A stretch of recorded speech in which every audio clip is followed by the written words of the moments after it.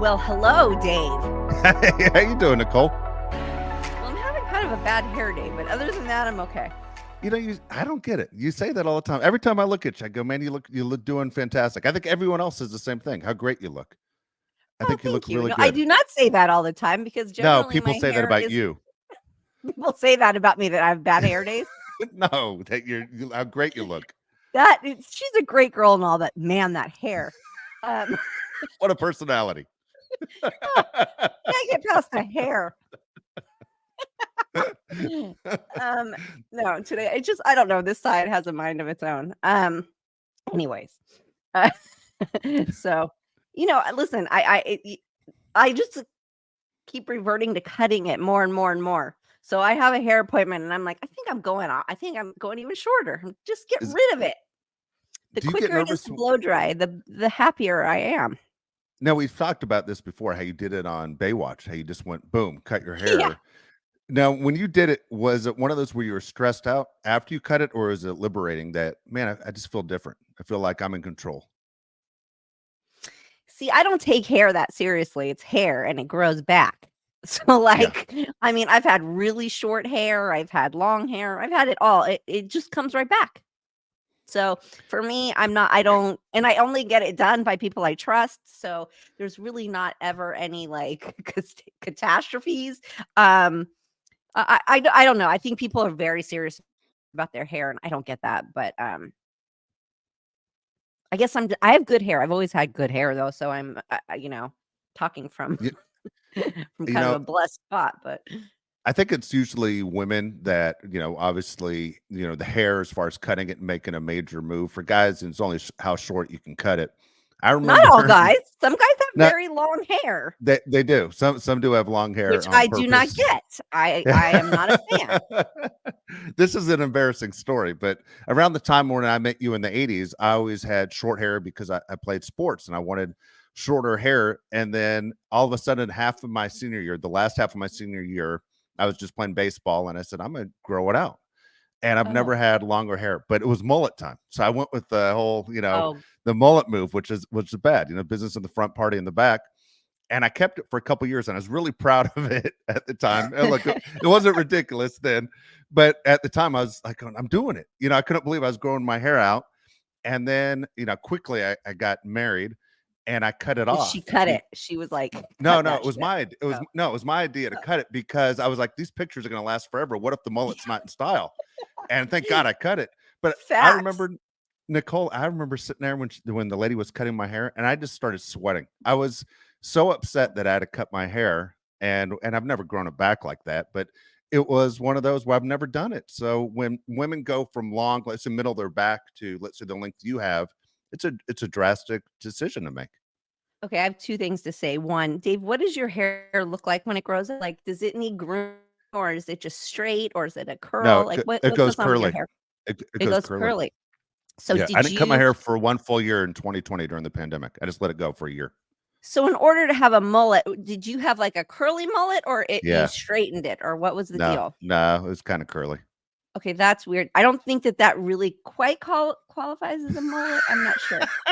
Well, when it's buzzed on the side and short on top, Oh, it was it was. literally buzz on. Oh, I yeah. had a bit of Uh, a mullet myself. Chris McMillan gave me a cute little mullet when it was not on trend, and I loved that. I was this close to being Billy Ray Cyrus.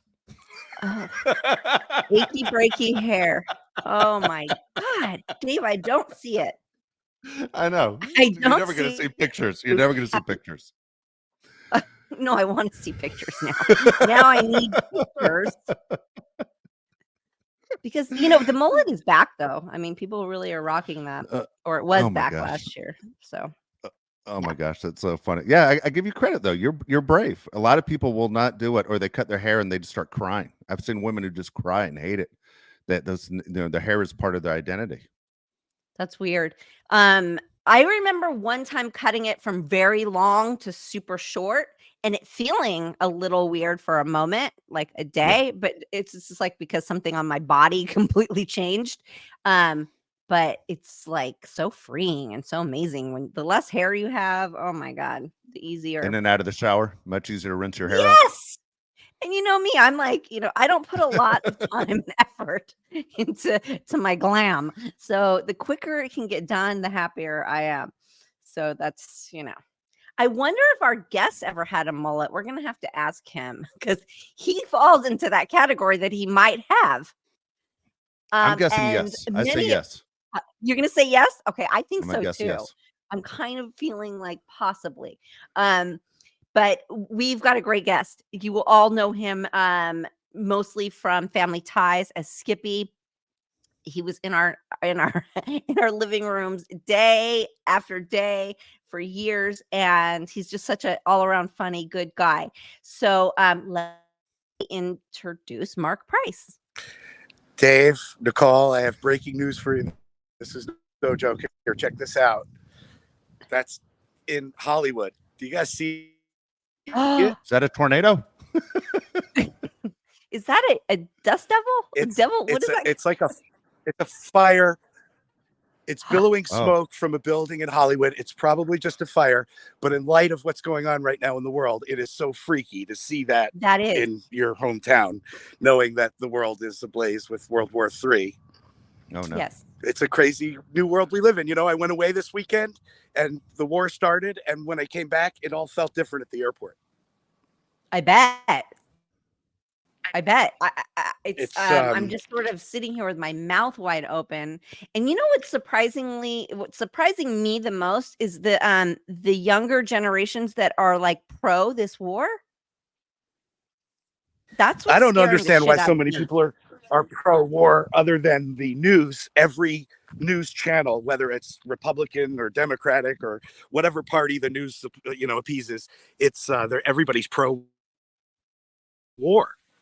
and they put all pro-war people on, and I think that helps lead the charge. I don't know. I mean, but let's hope everybody's okay down there, and let's hope it's a fire and everybody's safe. It's disturbing right now because it is such a weird time. And like I said, I can't believe how many people, like, it brings all the dirt out of the woodworks. You know what I mean? It brings all the ugly, icky people out of the woodworks. And it's like, it's astonishing because I live in this world where I think everybody's, so loving and encompassing, and we're raising our kids this way. And to me, this new generation is so all loving and all accepting. And then when you see this and you see young people, I don't know. Well, I'm Gen X. Are you guys? You're Gen X, right? Yeah. I should say we're Gen X. We're all Gen X. Yeah, proud of it. And we love to complain about millennials. And our biggest complaint is they complain too much, the skinny bastards. What do you have to complain about? No hairpiece. No, I've never been married and I don't have any kids. Okay, but did you ever have a mullet? But I did have a mullet. Yes, of course. I think I led the mullet charge, the nerdy mullet charge in the 80s of the show. I think that's what the short at the front, long in the back. Yeah. Yeah. I mean, I think so too. Yeah. Now that I'm like picturing you on the show, yes, of course. Why was that ever even a question? Yes. Yes, you did. With the glasses. Maybe not at the first. Big glasses. When I first showed up, that was pre mullet, but then it evolved. Sneakers that I'm pretty certain would be very valuable back then, though. I'd held on to a couple of pairs. Oh, you did? We had entree to the Nike store. You never had that? We had that. We could go to the Nike offices or whatever and just pick out shoes. I did. Also Adidas. Adidas was very kind to me for many years. I had an entire closet full of Adidas stuff. Yes. They don't do that anymore, really. That's not really such a isn't that odd? They don't do that for anybody or just us? I mean, probably just us. But no, I don't think they do. Yeah, I mean, I think you have to be in a different kind of you have to be in a certain league to have that done now. It's not, it doesn't do them any good. I think they let you shop in their like employee store, which is still such an amazing deal. But yeah, I'm such a Nike fan. I'm such a Nike and Adidas fan. And then my daughter's like, I want these. And she's showing, and I'm sitting there going, God damn it. I had that in every color, in her size that she's wearing now. I had everything, and some of them were never worn. I was like, if I had only kept everything. But what are you going to do? In my personal life, and maybe on the show too, I don't remember, but I like the ones that Michael J. Fox wore in Back to the Future. Not the ones that laced up on their own, the future ones. That would have been very cool, but they didn't have those. But the kind he wore in the 80s. Yes, for sure. So wait, do you keep in touch with him at all? Had a little, I think they had a burgundy, I think it had a burgundy swoosh. Well, what to do to get your hands on those right now? I want those in my life. Where do we find those? In answer to your question, do I keep in touch with Michael J. Fox? Not all that much, but we did have a reunion not all that long ago where everybody got together. That was super cool. But he's very appreciative because I raised money for the Michael J. Fox Foundation every stop on my tour. I recognize I go on tour a lot, Nicole. You know, I talked about Pittsburgh and Ohio last week, but next week it's Houston and somewhere Texas, and then it's Parker, Arizona, and Mesa, Arizona, and then I go to Toronto and Detroit and blah blah blah.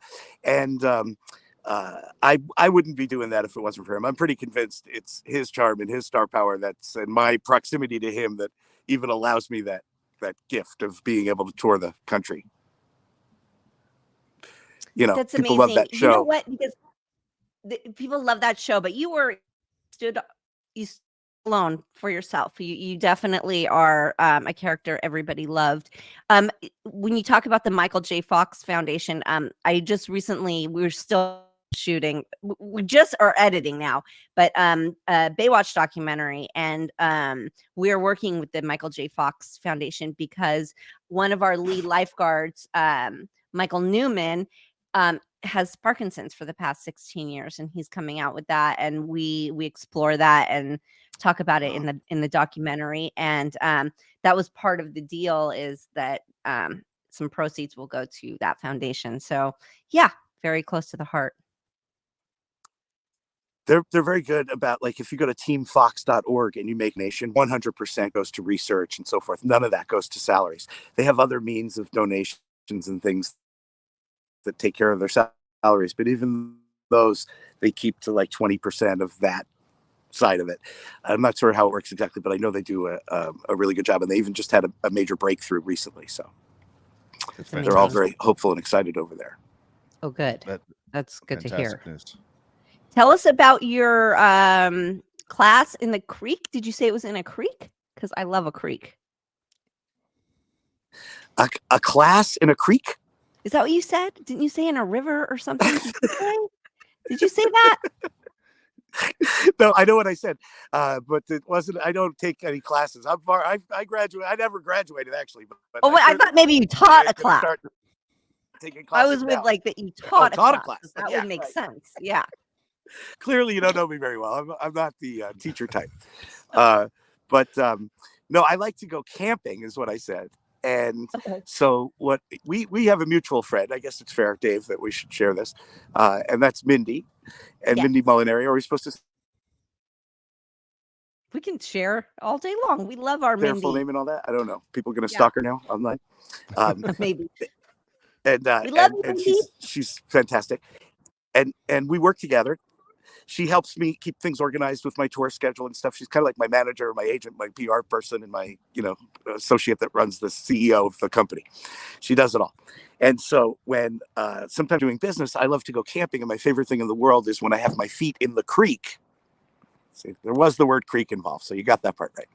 Wait, so what's your favorite creek? Where do you go where you're guaranteed there's going to be water? Because that's not too far away. Because I love a creek. Well, I love taking my kids, but this last year it's been great for close places that are very pretty to LA in proximity. You've got two ways to go. You can go up to the Sequoias, which is like Yosemite's younger brother or whatever. It's a little smaller. It's a lot less crowded, and it's gorgeous. And I can give you all kinds of spots up in the Sequoias. There's you go if desert camping in the winter. Have you ever done that? Haven't.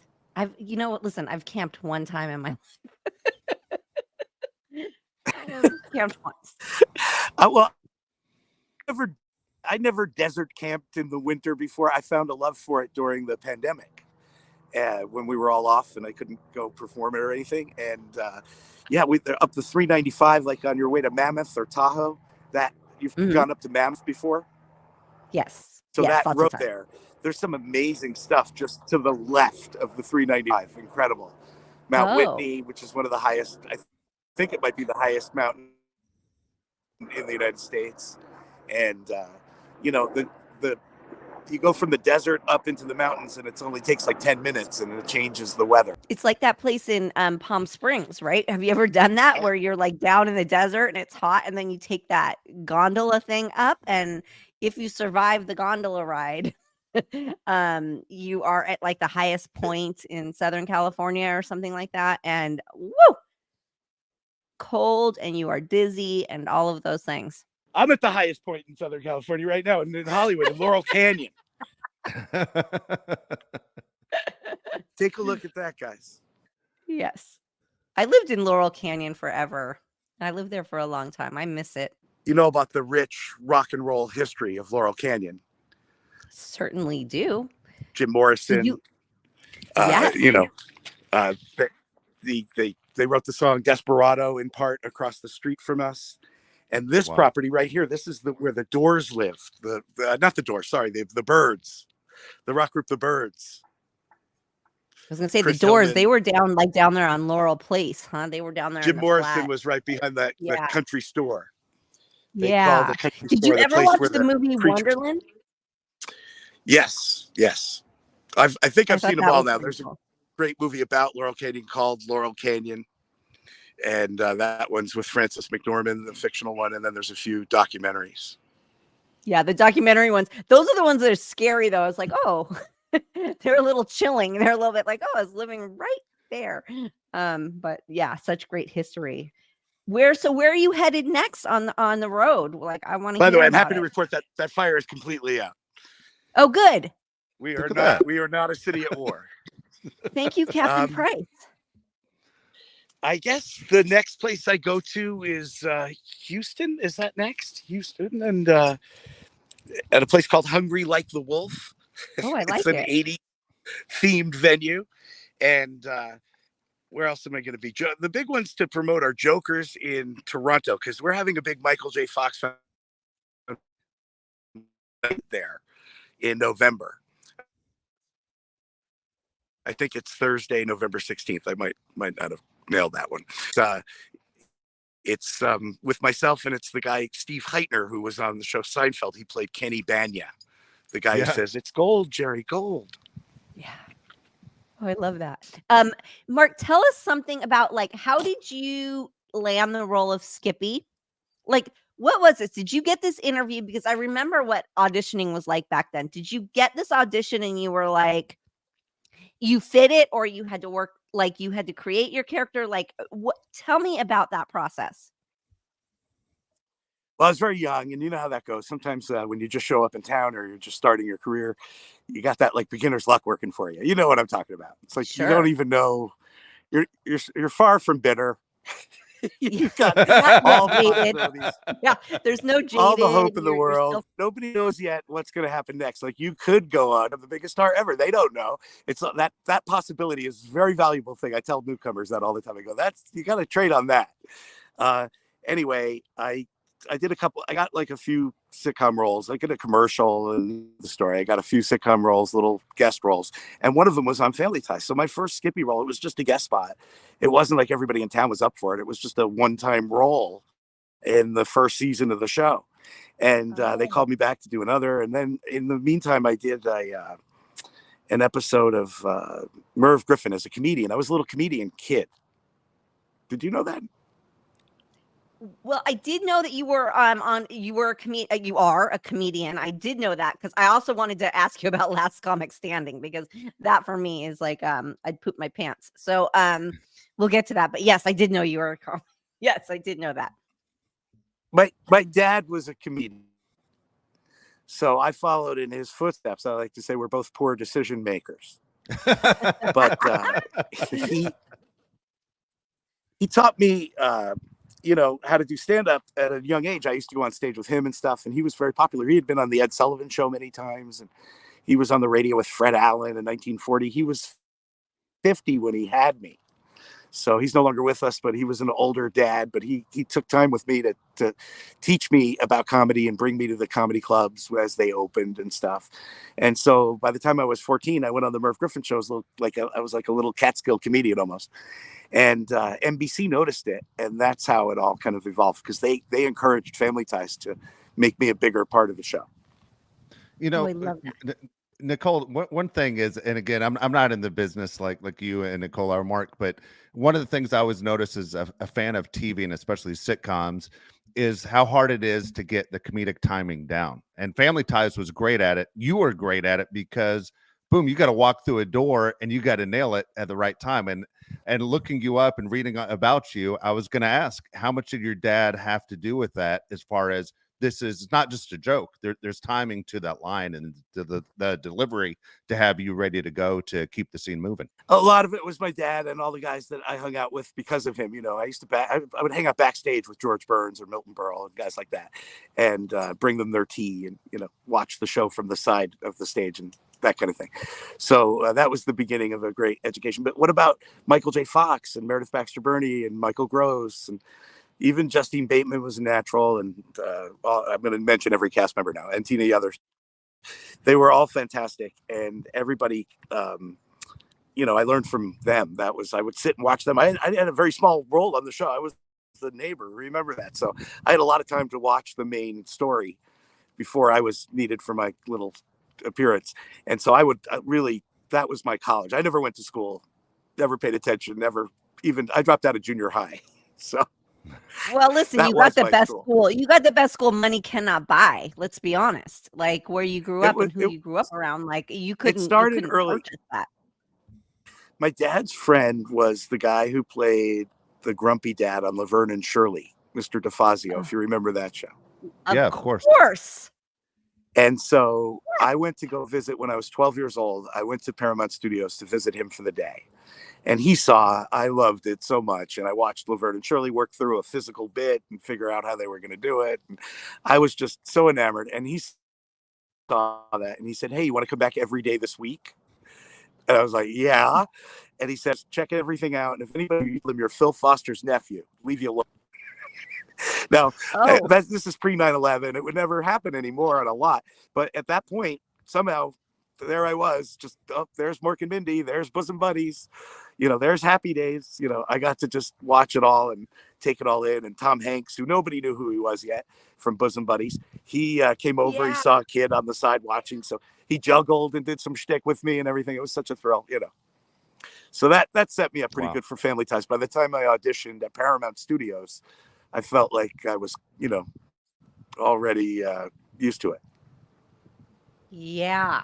I mean, that is like some serious knowledge, some insider knowledge that, and it's like people don't get it. It's a formula, right? There's definitely a formula. And I think that a lot of people who probably like yourself, you more like just absorb it, right? It's a feeling. It's like, it's the timing and the all of it is more of a feeling, and either you have it or you don't,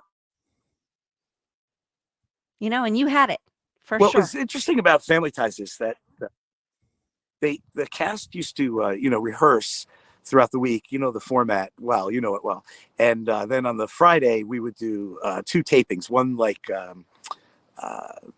one all day without an audience, where they would just get it like a movie almost. They would just do it scene by scene, and if something went wrong, they'd back up, they'd get it again, and it was just a real slow, arduous process.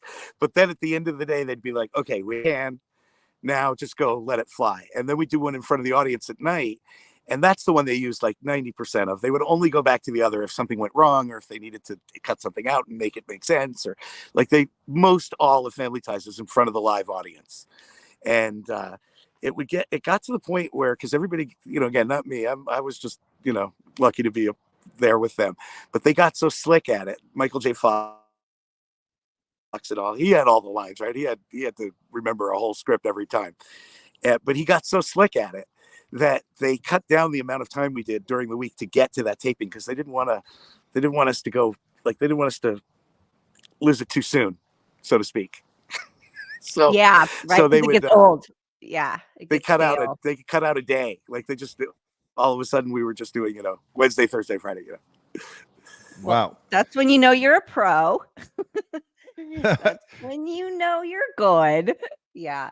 It's like you say like your little part, but it's those characters that make it refreshing and fun. And yeah, Who's don't the nerd on downplay your it. show? Who is the Skippy of your show? There must have been a character. Well, I think Oh, the Willie Ames kind of took Willie that Ames, right? on. Yeah. Yeah, and he kind of took, and it came out of nowhere when he did that. Because he wasn't like that before, and then all of a sudden, but it goes dark and deep with that. So I digress because I think there was a lot going on behind the scenes.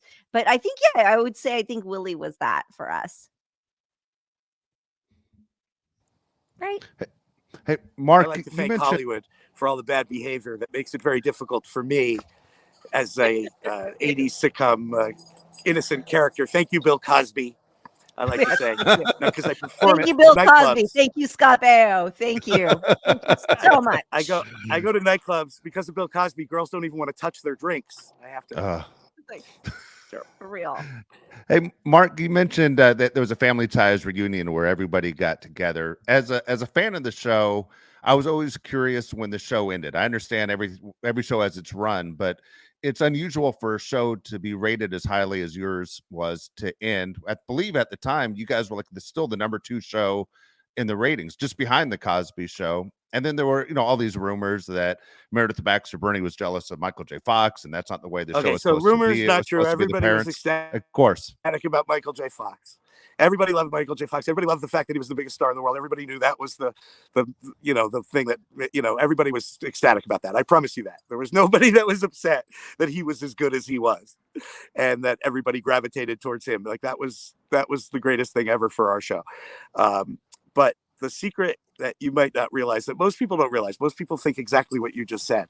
But really what happened was we were on after Cosby and we were like the number 2. They were number 1. We were number 2. It was, amazing ratings. And a lot of times what they do at that point is they take the second show and they give it its own night. They make it the lead in for its own night in order to try to make another night a big night. Thursday night was the big night.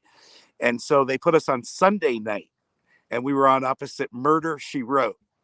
And everybody was cocky. We thought, oh, we got this old lady beat. We got Michael J. Fox. No. And our ratings tanked. Our ratings went like way down. I know that kind of made it like the show canceled them and all that stuff, but the ratings were not what they were by the time it ended.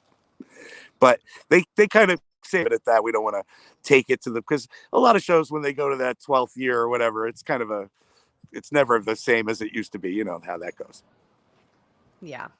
They jump into the shark, right? Isn't that the famous? Yeah, well, you had to follow. Think about it. CBS had 60 Minutes, and then Murder, She Wrote. You had no chance. You had no chance. We thought we did. We thought we had better than a chance. We thought we were going to take them down, like wrestlers. That was some poor decision making. Yeah, somebody really dropped the ball right there. So, wait. So tell me about Last Comic Standing. Will you tell me? There was another aspect of it too, which is that the Cosby Show producers, Carsey Warner, they had other shows too, and they wanted one of their shows to go after Cosby. They didn't want somebody else. They wanted to reap their own success. So they had lots of shows. So anyway, that was part of it too. So there was all these ulterior motives, basically. But what a great time! I never do anything but look back with the fond memories of just being a part of it. And people ask, oh, do you make a lot of money now from it and all that stuff? And I don't. You know how that goes. It's not a lot of money anymore. No, it's just that. But how can I complain if there's any money at all from something back then? Who else gets paid from their job in the 80s?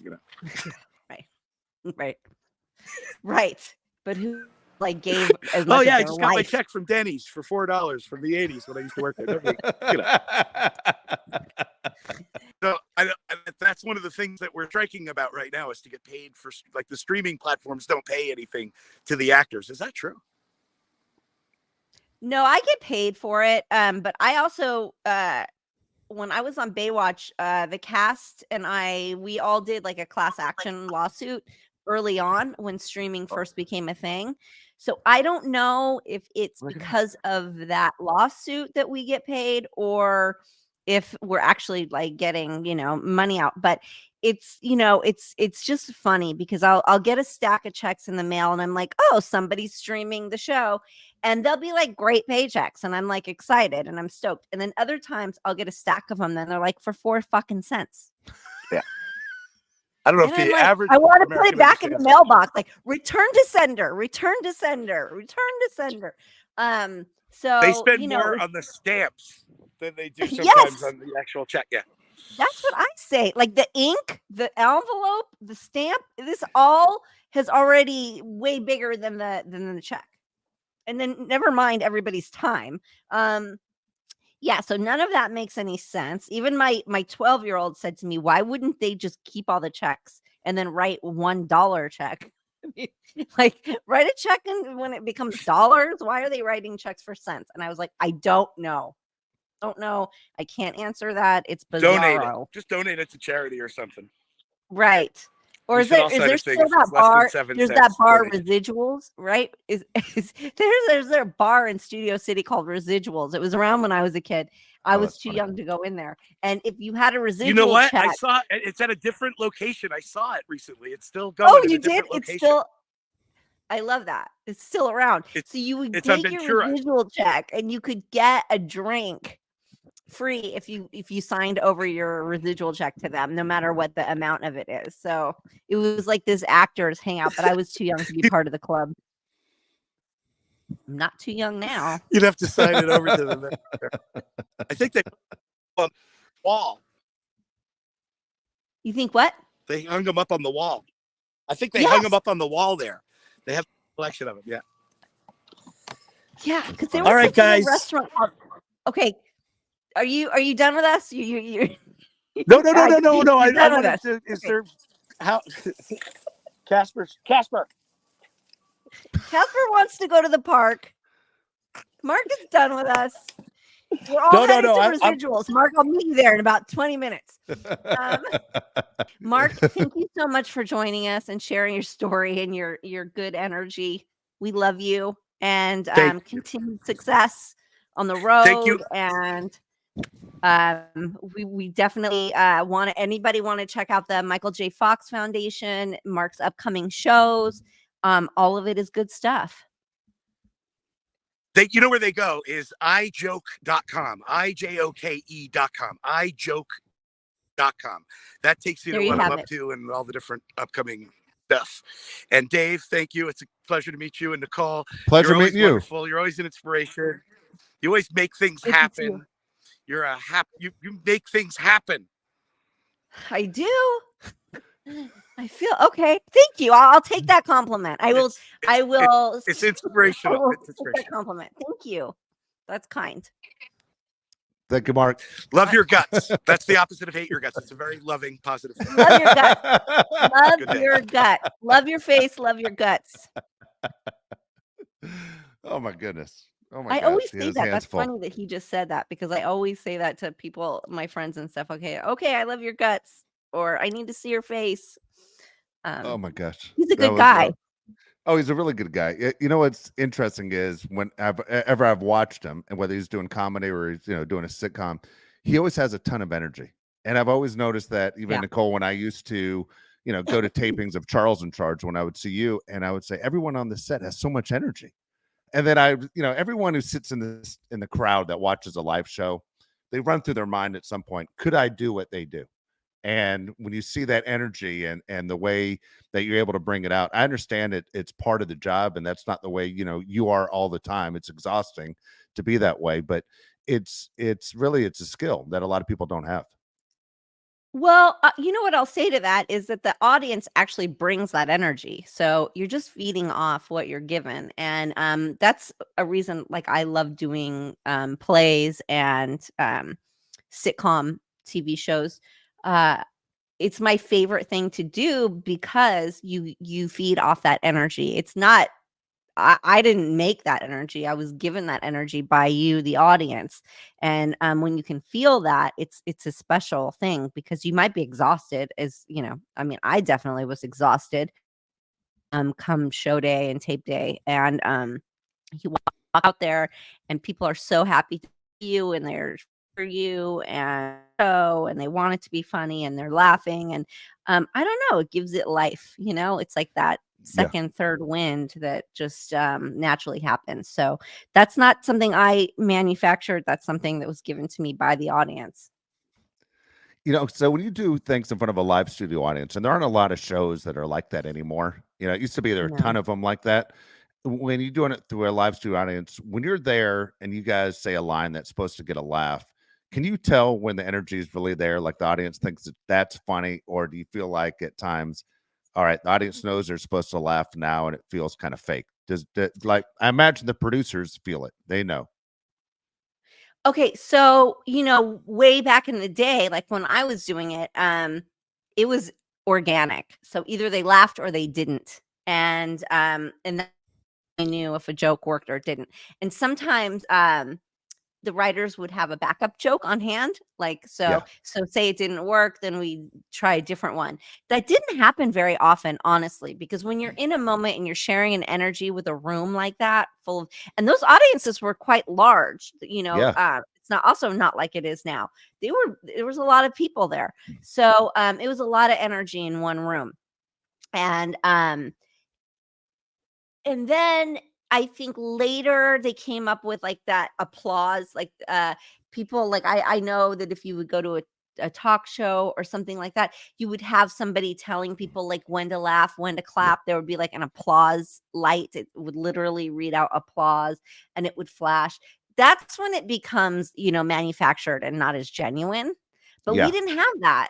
That wasn't, I was lucky enough to be part of something that was very organic and very natural and very bare bones and just real, you know?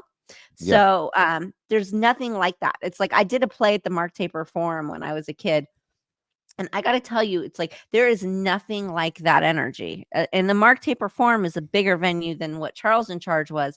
So to have all that energy too, it's like it can move you. It can move you to tears. It can move you to like this amazing feeling. This is why I know that a lot of I can relate when a lot of musicians like say they're up here when they're performing, like they're doing a performance, right? And then there's this huge crash when they're like alone on their bus, moving to the next destination because it is so invigorating. It is such a high. It is such a feeling.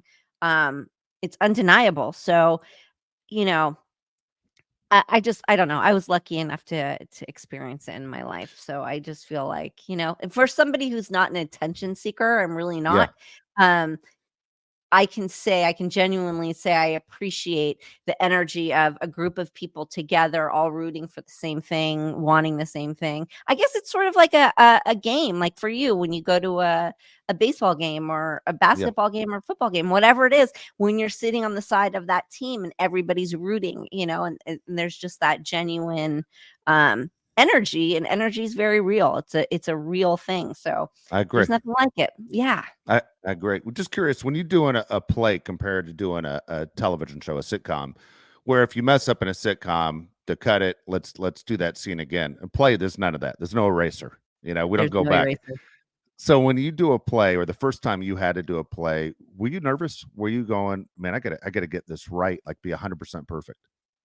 Yes, it was very scary, and, my first, like, live play that I did was such a big venue, and it was a Jules Pfeiffer play, who's, world renowned. It was a big deal. It was a celebrity star-studded cast. I was actually the understudy for the girl, and she was cast in Annie and left the show, and I had to take over, and it's like, that's so rare. Like, it just was meant to be, and it was Yeah. so rare, but I was like, "Oh," all of a sudden, I was like, "Now I have to pay attention." Um, And again, it's like I was still in school, so I'd be doing school, and then in the play, at the Mark Taper, there would be much like how it is on soaps and some sitcom shows and talk shows. There's like a little speaker that comes through and it says, "You're up, so and so, you're up," or "So and so, get backstage." And so it was my first experience with that. And man, that timing is real because, like you said, there's no cutting, there's no stopping. There's a live audience out there. And if you're late for your cue or your entrance or whatever, you're really messing everything up. And I remember when we closed out the show, we got a standing ovation. And I remember just holding it together as we did our bows on the stage and then losing it and just crying my eyes out. And it was like happy tears, but it is that level of like energy and emotion. It's really it's overwhelming, and it's wonderful. It's just such a good it's just such a good thing. I'm just so blessed that because I wouldn't do that now. Yeah. You wouldn't do a play, you mean? I'm not saying I wouldn't do a play, but like to step out onto a stage at the music center in downtown LA. I'm not so sure. That's scary. That's scary boots. That's it's a big undertaking. It's a big deal. People pay a lot of money. There's a lot of critics. There's a lot going on in that. So it's a big responsibility. And I just, was a kid. So I didn't all of that wasn't actualized for me. I wasn't, fully aware of how major that was. Now I am, and now I would pee my pants on the stage and it would be embarrassing. And I just don't know. I don't know if I mean, I guess I could do it. Of course I could do it, but it's just a different mindset. It's now when like how major something is, it brings on a whole other fear factor. You just said something that we've never spoken about on the show as far as critics go. Like, everybody has an opinion. And then when you have people, their job is to basically, thumbs up, thumbs down. And we know they get, more publicity towards what they're doing if it's a thumbs down. Doesn't matter whose feelings they hurt. Have you ever looked to see what somebody said about a project you were in, or do you stay away from it? I stay away from it because I already know I suck. We're good. You just look at it that way. You're able to just clear your mind. I bombed. It's all good. Anything anybody has anything positive to say, then hey, let's celebrate. But I'm gonna take it as like, everything I do is a fail. No, I just don't, because also, that's all very political too, and ratings and I don't know. I just, it's like you can't please anybody. And sometimes when you get horrible ratings and horrible reviews, it's more successful. Yeah. So like, That's true. That's true. All right. So I have another one for you, which I bet I can guess the answer. I'm going to guess you're a person that never Googles themselves. Definitely not. I have Googled myself though. I made the mistake because when the whole thing about me speaking out against my abuser came out, I was really kind of sad that he was able to hire somebody that's like, can run a smear campaign, and they call it a crisis manager. And so they can, people can change what comes up in your Google search. It's a monetary thing, this is a thing that can be bought and sold. And I don't know what it's at right now because I haven't done it lately. Please don't do it. Now that we're talking about it, I don't encourage it. But I did it a couple times, and the stuff that came up was just so like, it was so much more of the abuser abusing. And I just was heartbroken, because I stand on my own, and I have a career, and I've had a life, and I've done a lot of good things. And to be searched up, and then you get all this like negative shit that's like they like edited videos. Have you ever seen that thing where like they turn Forrest Gump into a horror movie by editing it? No, I haven't. Okay, that's a shame. Genius. It's Because I love genius. Forrest Gump. Yeah. Okay, so do I. I'm a huge fan. Well, anyways, an editor edits this little quick 30-second video and they make it a horror film rather than the wonderful story that it is, right? And it just is like it's a show of the power of editing. Wow. And would just plaster them everywhere. And that was what was coming up when I would Google myself. So it was just disheartening. And you know, I don't know what else to say about it. I didn't need to do it. I'm not gonna do it.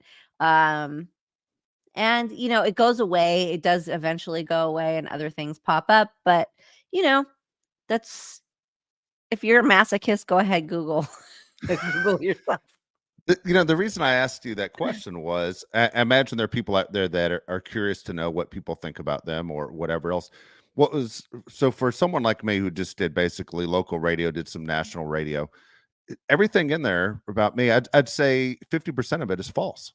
And it bothered me that not the fact that anyone would, who dislikes the fact I like the Dodgers or is going to write something, terrible to me. That doesn't hurt my feelings. But I wouldn't want my kids to look at it, which I'm sure they have, and think this is correct. And hopefully they would come to me and ask any questions, which my kids have done in the past.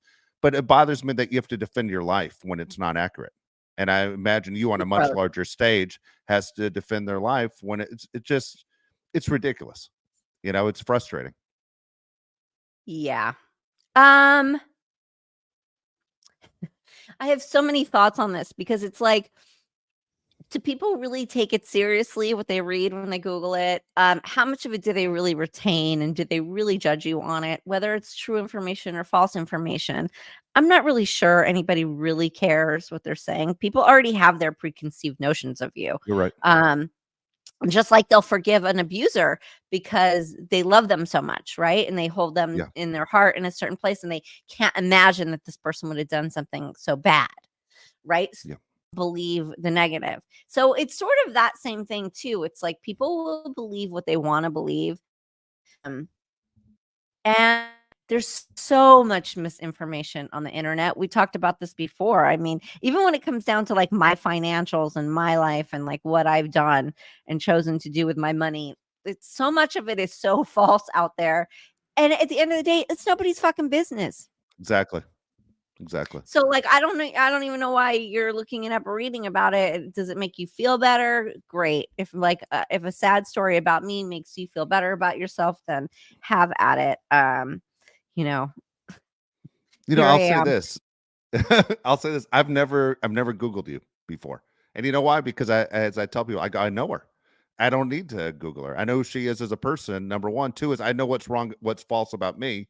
I can't imagine what's false about her. I'm never going to Google you. It's not fair to you. I've never Googled you either. I wouldn't Google. I don't. I will occasionally Google my kids just to see like what is really out there. And that's more of like a mama bear security thing than it is anything else. Exactly. I'll do that, but I don't really Google people. Nothing is even, nothing's like valid. Anyways, it's like we already know IMDb is full of crap most of the time.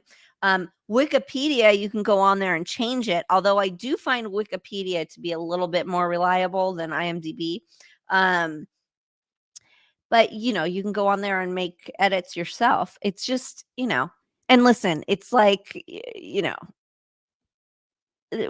who's got anything to prove? I don't have anything to prove. I like, if you're not paying my bills, you're not paying my bills, you're not cleaning my toilet, you're not coming over here and cooking in my kitchen, then see your way out of it. Like, what does it have to do with you? But the one that got me with my youngest son was I signed a new contract at one point. And my son says, I know how much money you make, and we can afford for you to buy me this. And I was like, well, that money is wrong. One, that's a lot more money than I'm getting. Two is even if I did make that money, I'm not spending it on you. But he like had his list of this is what we're buying for me. And I was like, yeah, okay, that's not happening. But but you know what? As upset as I was that the money was wrong in what he Googled, what made me laugh was I would have been more upset if it was wrong the other way. Let's say I was making a lot more and it was a lot less, and I'd go, this sucks. Then I probably would have had to go out there and make it public. I make a lot more than that. But the fact it was so much higher than the other way that it was just a conversation in the house about his wish list wasn't going to happen. But yeah, it's true. You're right. It's unless they're paying your bills and going in your house and cleaning and cooking, F off. It doesn't matter. Don't get any You're not energy filling my from gas us. tank. Yeah. Yeah, Oh, you're I'm not. with you.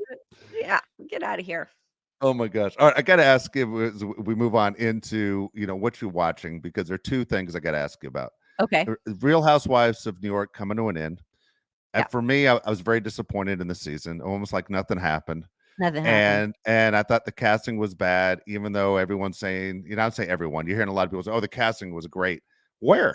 I just didn't think the casting was great at all. And for someone who watches shows like I do, and you watch more of them than I do, am I wrong? Was this a bad season? No, it was bad. And you know what I think is that maybe Jen and U are really too like I would say like people that are New Yorkers that I would be interested in, because they've got that fabulous lifestyle and they are, doing fabulous things. Because listen, we watch this show to like see what other people are doing in their lives, right? We don't want like the mundane everyday. It's just so weird. And all these people hung up on that woman's husband using the miles to go to Vietnam. What part did they not get of that? It was the ticket cost him $900. If anybody was paying attention, it's a $10,000 to $20,000 ticket that he paid $900 for. It is a first class trip to Vietnam from the United States. You know how many miles he's going to get for that? It's a big deal. And he's right. I guess nobody's ever done the first class, sit in the pod. You have your own bed. You have your own bed and your TV and all the accoutrement, and they are feeding you and topping you off, and life hours go by like this. My trips to New York, when I fly first class in the pod to New York, I'm like, oh, wait, we're here, opposed to like being in coach when you're like, oh my God, how much more time? Like, like a whole nother movie. It's such a day and night experience. Like, it's just, there's no comparison. So I wish they would lay off this poor man. I'm sure he's really literally going to get a sandwich and come back. He can get a hooker in the United States, people. He's not going to Vietnam for a hooker. Get over it. Oh, that's true. Louise, That's true. And all he has to do is go down to Atlantic City. He's got Atlantic City right there. That's true. So, yeah. That's true. The Utah one, just as the seasons have just started, we're about 4 or 5 episodes in on Utah. Do you like the direction of that show? I mean, I think it's the star. I think it's the shining star of the franchise. I just watched Mary Cosby on Watch What Happens Live. I think it was last night. I mean, 0 F's given. 0. Yeah. She doesn't care. She doesn't really even know what's going on. She doesn't know what I'm talking about ever. And they've quoted her. It's like, who said that? And they're like, you said that. And she's like, oh. Completely vacant. She's a strange cat. She is. She's a strange cat. Yeah, she's awkward. She's awkward. Yeah. She's hard to watch. She makes me uncomfortable. I hated her 3 weeks ago and was really upset they brought her back. And now she's so bizarre. I don't mind her being there. When she was starving the other day and she ordered the food and she was rude to everybody, and then the girl next to her tells her what to get on the pizza, and she just order your own. Like, she wasn't going to share. She tells the driver, the Sprinter man, taking her to McDonald's. Yeah. No. Yes. Okay. So yes. And isn't it the same girl she just criticized about eating a crepe? And she told her like, you need nutrients, right? Like, she fat shamed her. And then, and then she says, I want a pizza to go. And as she's telling the waiter or the server that he's lazy because he didn't put her pizza in a pizza box to go. Yeah. The other one is like, oh, that's not a bad idea. I want one. And she's like, get your own. Yeah. And it's like, she doesn't care. She doesn't care about anybody's feelings. She doesn't care about saving face in any way, shape, or form. It's how about when she said, I wasted another outfit on this? Yeah. I mean, I think I said that when I was like 19. I used to say that, like, we go out and the party would be like bonk and like not that good and be like, good outfit, wasted.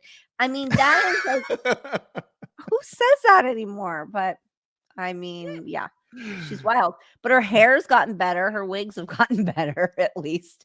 So at least she can like talk the shit, because in that first season she couldn't talk any shit. Those wigs were so bad. Yeah, weird. I love it. I think Meredith is off her rocker. She is.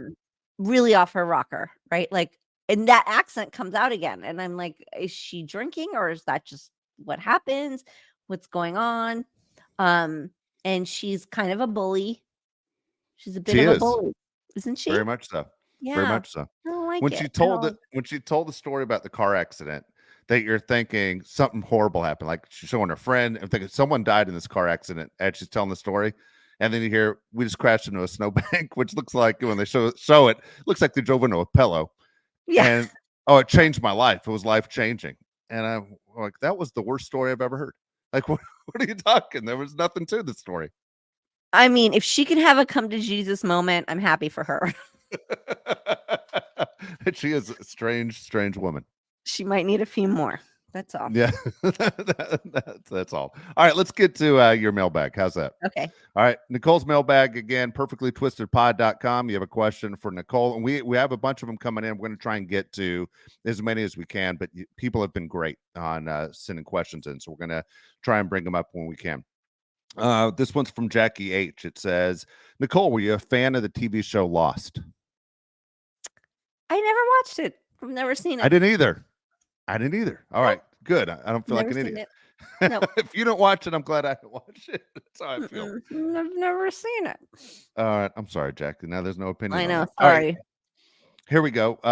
This is again, Jackie. Nicole, was Buddy Willie Ames on Charles in Charge funny in real life, or was he only funny on the show?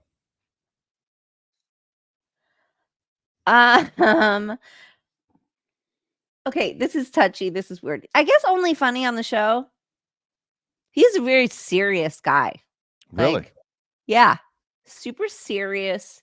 And that character Buddy wasn't so quirky and so funny in the beginning. He was pretty normal and like straight. And then he changed up his deliveries and his comedic like timing. Everything changed. There's a whole weird war between him and Scott Baio, and they never got along. It was never a happy, comfortable place on set between those two. And then that's wild, because I think a lot of people thought those two were best friends off camera. Terrible. No, not at all. Wow. Very uncomfortable to be around. And then and the whole thing came out where Alexander Plinsky and I spoke out against Scott and told about some of the things that happened on set. And Willie was there. He was like, I'm going to be there. I'm going to speak for you guys. And then Scott Baio made up this fabricated story that there was going to be a reunion, a Charles in Charge reunion, which was never a thing. And Willie like jumped ship and went on Scott's side. And then Scott turned around and said Willie was the one abusing the kids. Ooh. So I stand far away from this. I know what happened to me. I know what happened to Alexander. I know what I saw. I know what I experienced. What they going back and forth at each other about, that's between them, but they are horrible enemies. Those two. Oh wow. Yeah. I think that's very surprising to a lot of people, at least even to me, because I remember they did a movie called Zapped together. And so then it goes into the TV show, and I'm thinking, well, if they work together in the movies and on TV, they must be great friends. Yeah, I had no idea either. No. All right, No. next question for you. David Charvet seemed like such a nice guy on Baywatch. Did you ever date him? No. No to both. No. And no to both. I knew David for years. David and I knew each other way before Baywatch, so we were friends. David Charvet is a character. He's definitely a very confident guy, and no, I'll leave it there. Was he okay? You said no to both, meaning who was he not a nice guy? I'm gonna leave it there. Okay, we'll leave it there. All right, we'll take it for that. All right, Emilio Roberts wants to say, He's not a bad guy. Let me Okay. clear that up. Yeah, He's not a bad guy. Is he the nicest guy? No, but is he like a bad guy? No, definitely not. Okay. So let me clear that up. Yeah. Okay, I'm glad you said that then, because Yeah. that would have backfired. All right, good. Not a bad guy. I'm glad you said that. I got it. He's also not helping old ladies across the street, but he's not a bad guy. No, not at all. Right. Okay. Amelia Roberts asked, "Did you ever experience a midlife crisis?" Oh, I mean, I might be right now. Now you just put me into one. Did you ever think in your mind, like I went through the, I didn't do it, but I went through the, I'm going to buy a motorcycle phase. You know, I didn't, but at the same time, I didn't think I was going through a midlife crisis. But the fact that I was going to buy a motorcycle, meaning I was wanting to change. What did you ever go through a phase of saying I'm going to do something completely out of my norm? I mean, I don't live a normal life. So like No, going it's true. out of the norm is like, what do you for me to do something normal outrageous. No, I don't think so. And you know what? I've been a mom. I've been a mom of young girls. So it's like if I were to go off the ledge, where would that leave them? So maybe I have one coming up. I'll schedule one in the next 3 years. Well, I hope you do. That means you're going to live to about 106. So I hope you do. Yeah, if I can get my retirement, my pension fund, and then my kids can take care of themselves. Well, my oldest does take care of herself. She's a very independent, strong young lady. But when my youngest is then taking care of herself, then I can go off the scale. Yeah. There But you no go. motorcycles. All right. There won't be a motorcycle. There might be a convertible Porsche or something, but not a motorcycle. There might be a beach house. There might be a beach house. There might be a Porsche. I don't know. I just had this conversation with my son the other day about convertibles, how they used to be all over the place. And now you don't see a bunch of them, I think, because of skin cancer. Do you remember there were convertibles everywhere when we were growing up? Or they're just the most annoying things in the world. That's like I hate wind. Okay. Like as I'm saying this, I am watching the Santa Anas come in right now, and my trees are like hitting the windows. Things are starting to happen outside.